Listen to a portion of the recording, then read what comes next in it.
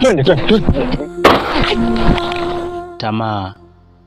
Tamaa imenifanya nifanye mauaji. Ilivyokuwa, mimi na ndugu yangu tulikuwa katika shamba la ukoo. Tulikuwa tukichuma dawa, maana mdogo wangu alikuwa anaumwa sana. Na kwa vile sisi ni vijana pekee ambao tulikuwa tumeagizwa tukafate dawa, tulifata maagizo. Ndugu yangu mara ghafla kuna kitu alikiona. Aligundua kuwa ni almasi. Oh, kaka njoo uone. Nini mwanangu? Usifanye kazi. Njoo kaka, njoo uone kaka. Mimi sipendi uvivu na. Njoo. Niliona niende nikamsikilize ni kipi anachonitia au ni kipi anataka kuzungumza. Akanionyesha. Hii hapa kaka. Oh, mbona kama ni yenyewe kweli. Kuiangalia kwa umakini nikagundua ni almasi. Nikajaribu kuing'ata. Ndio yenyewe kaka. Oh, ni ngumu. Ni yenyewe. Tumekuwa matajiri. Nilifurahi kupita maelezo. Lakini mimi tamaa iliniingia. Bila kujua ndugu yangu kuwa kuna kitu kingine nilikuwa nishakijenga kichwani. Nilipanga nimfanyie kitu kibaya sana.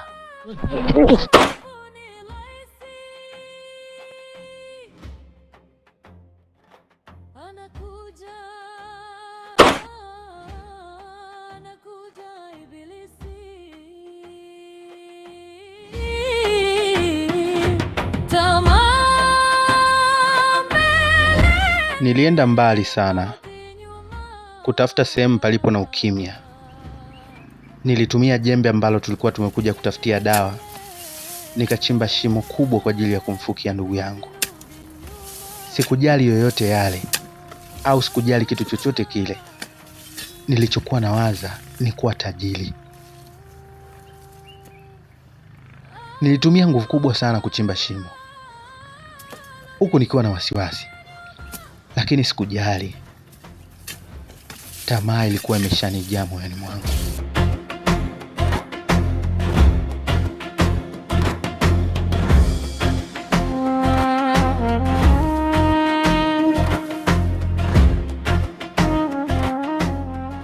Sikujali kama huyu ni ndugu yangu. Nilichokuwa nikikiangalia ni usalama wangu. Kama kuna mtu yoyote yule ambaye alikuwa akiniona.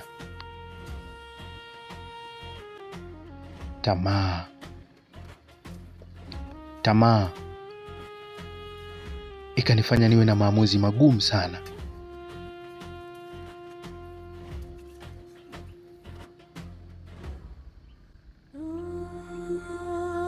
Nilienda kuangalia kwenye mfuko wake. Ndio alikuwa ametunza kile kialmasi.